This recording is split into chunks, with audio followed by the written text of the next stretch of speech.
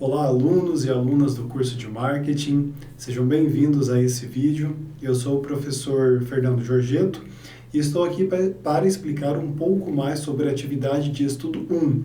Alguns alunos, vários alunos aí acabaram encaminhando dúvidas a respeito de algumas questões e eu gostaria de explicar, comentar um pouquinho mais com vocês aquelas, então, mais ofensivas, que geraram mais dúvidas e que pode ajudar, de repente, a tanto a realizar a atividade, quanto também no estudo para a prova, tá bem?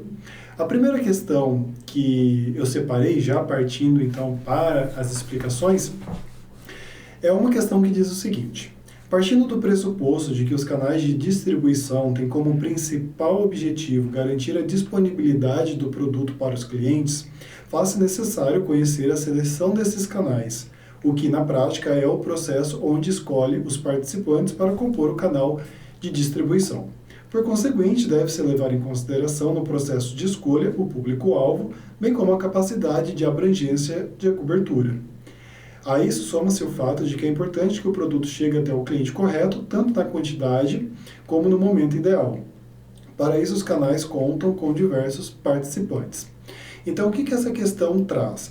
Traz os participantes do canal de distribuição em uma coluna e a sua respectiva característica em outra coluna. Ou seja, ela trabalha os participantes do canal de distribuição. Aonde está esse conteúdo? Aonde que foi trabalhado? Ele está disponível a partir da página 36 do livro. Vocês vão encontrar um tópico chamado Seleção e Arquitetura de Canais de Distribuição ou de Marketing. Canais de distribuição e canais de marketing significam a mesma coisa, tá bem? Avançando um pouco mais dentro desse tópico, vocês encontram uma tabela que tem vários participantes do canal de distribuição. Tem o comerciante, o atacadista, o varejista, o corretor, representante de fabricantes, o facilitador, o agente de vendas e também a força de vendas. Cada um desses participantes foi explicado pelo professor Ezequiel lá nas aulas ao vivo e também está disponível na aula conceitual do professor Paulo Pardo, tá bem? Bom, o que vocês precisam saber? O varejista é aquele participante, aquele integrante do canal de distribuição que está lá na ponta, lá no final.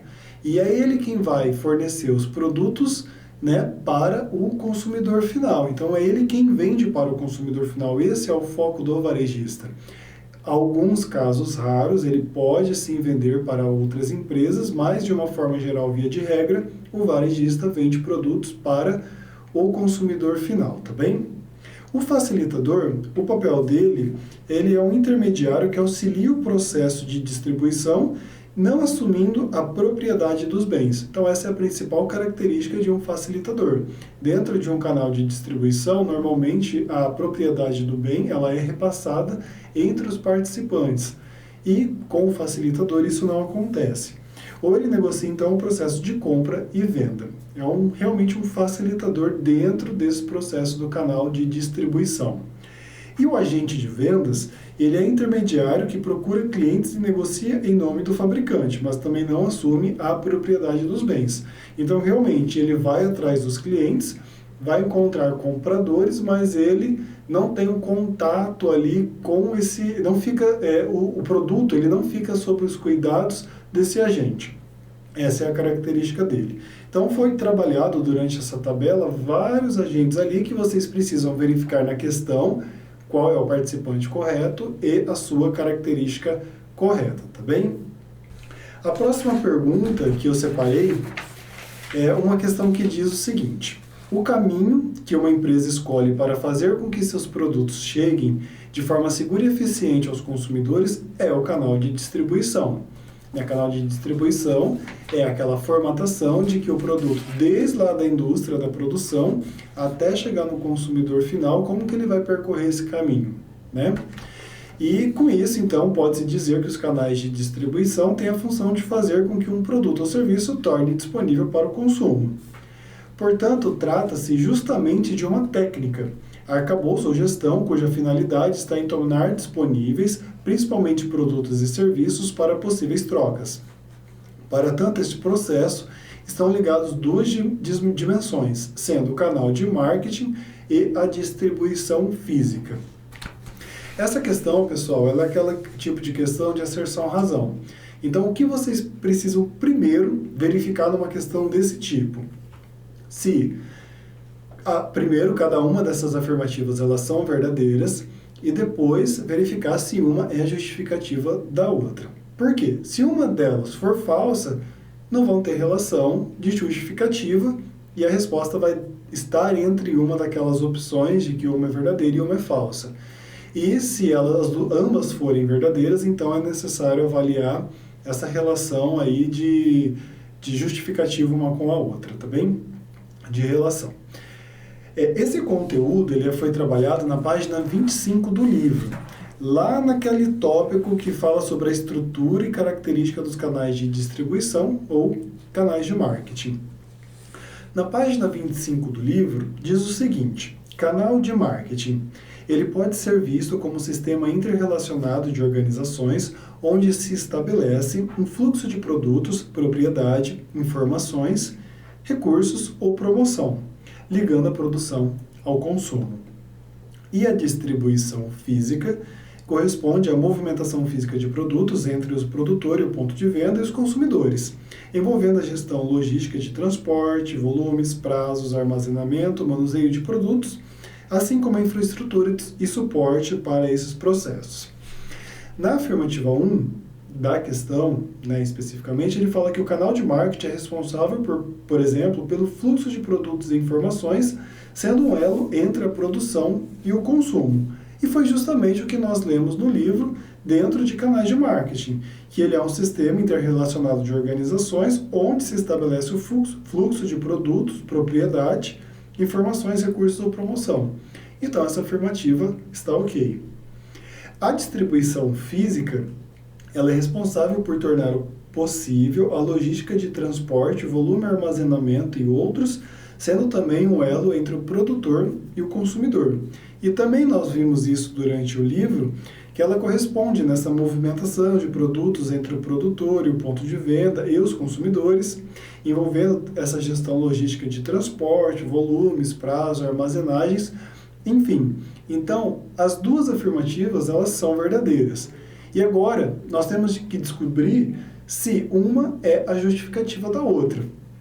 Pelo que nós lemos aqui, pessoal, uma afirmativa, ela trata sobre canais de marketing e a outra fala sobre a distribuição física de produtos. O fato de o canal de marketing ter uma determinada característica não está ligado ao fato da distribuição de produtos ter a sua característica. As duas são verdadeiras, mas uma não é justificativa para a outra acontecer.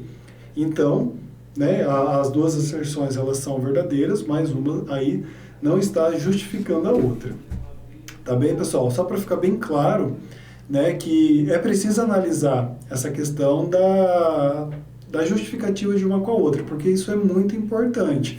Só vai ter a justificativa se uma tiver explicando o porquê que uma só pode acontecer se a outra também acontecer. Então, não é esse caso, porque são dois conceitos, apesar de estar relacionados ao canal de distribuição.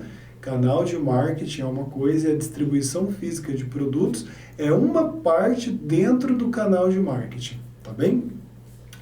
Bom, a próxima pergunta que eu selecionei para vocês é uma que diz o seguinte: o profissional de marketing possui relevante participação dentro do processo de gestão de canais de distribuição, uma vez que o marketing pode ser entendido como um sistema interrelacionado de organizações, sendo que a finalidade é ligar a produção ao consumidor final, conseguindo despertar o maior interesse em seu público-alvo. Essa questão ela é trabalhada na página 48 do livro, pessoal. Então, só para a gente verificar o tópico, é atividades e operação no atacado. Essa questão, o que você precisa entender dentro desse contexto?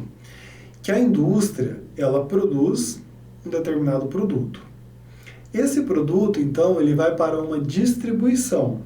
O consumidor, ele precisa se interessar por esse produto para, então, fazer a compra. Porque se uma indústria fabrica o produto e disponibiliza lá no varejo e nenhum consumidor se interessa em comprar aquele produto, não tem finalidade de atendimento, não é verdade? Para que vai produzir se ninguém vai comprar? Então, é nesse contexto que vocês precisam compreender essa questão. O que diz? Você precisa analisar, então, a veracidade de cada uma daquelas afirmativas para verificar quais delas estão corretas, tá bem? Começando pela afirmativa 1. O atacadista refere-se ao participante intermediário, o qual vende produtos para uma nova comercialização, ou seja, a revenda para usuários corporativos. Nós vimos, pessoal, durante a disciplina, que o atacadista é bem isso, ele é um integrante do canal de distribuição e o foco dele é vender para outras empresas, então ele compra da indústria, né, uma grande quantidade, ele fraciona em quantidades um pouco menores e vende para várias lojas do varejo. Aí depois, então, o varejo vai fracionar por unidades essas caixas, digamos assim, e vai entregar o produto pronto para o consumo do consumidor final lá na ponta. Então, pessoal, no livro, ele até tem uma explicação sobre que o atacadista, né, é o intermediário que vende produtos para revenda, por exemplo, para os varejistas ou para usuários empresariais, uma indústria. Então, ok, essa afirmativa ela é correta. No processo de distribuição de produtos, falando da afirmativa 2 agora, no processo de distribuição de produtos, o atacado tem como uma de suas atribuições adquirir direitos de propriedade de produtos, mesmo que não precise armazenar essa mercadoria posteriormente. Bom, como eu falei já nesse vídeo para vocês, o atacado, ele assume a propriedade dos bens quando é transferida da indústria para ele e depois o varejista, então, assume essa propriedade até vender para o consumidor final. No livro, o que ele diz sobre essa afirmativa? O atacadista é o comerciante primariamente envolvido em comprar, adquirir direitos de propriedade, então olha aí, e usualmente armazenar e manipular bens em grandes quantidades e revendê-los, geralmente em quantidades menores, a varejista ou usuários industriais e empresariais. Então, o atacadista tem essa função mesmo. Compra da indústria, fraciona em menor quantidade e vende para o varejista, que depois vai fracionar em unidades, abrir as caixas e vender ao consumidor final. E a terceira afirmativa diz que dentro do canal de marketing, o atacadista empreende o fracionamento de cargas, viabilizando que varejistas consigam comprar em quantidades menores de produtos.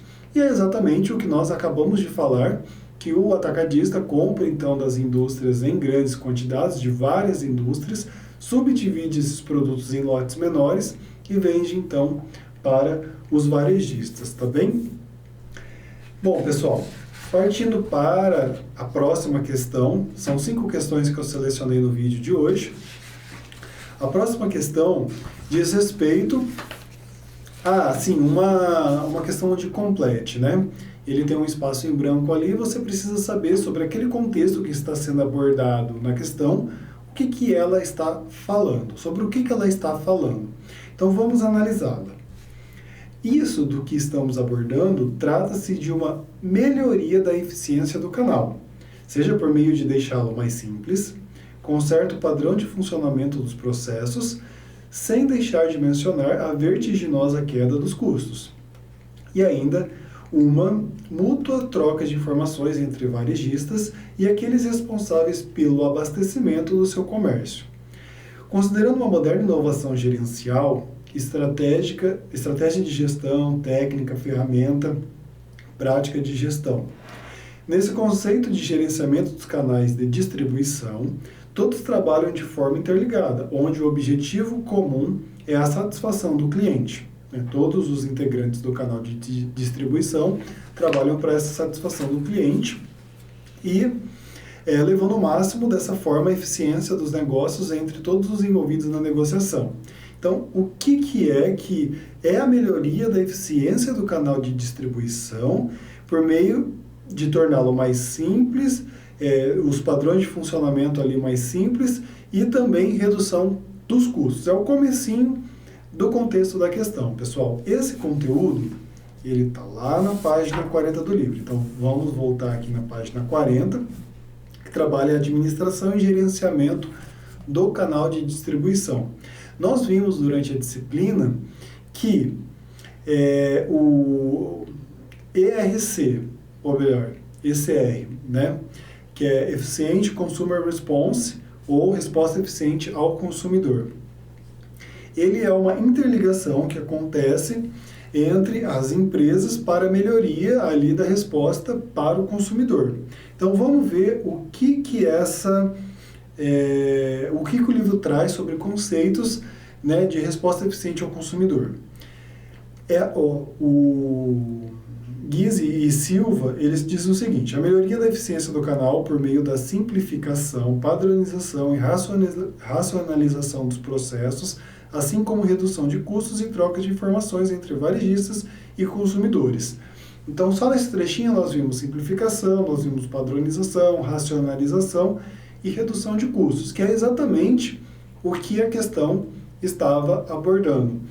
Então, pessoal, é importante, quando cair uma questão como essa, de completar a lacuna, bater o olho geral nos principais conceitos do livro, né, pulando ali as unidades, verificando, né, os principais pontos e verificar se esse conceito que está sendo trabalhado se encaixa, então, com o conceito ali da que está sendo abordado no contexto, tá bem?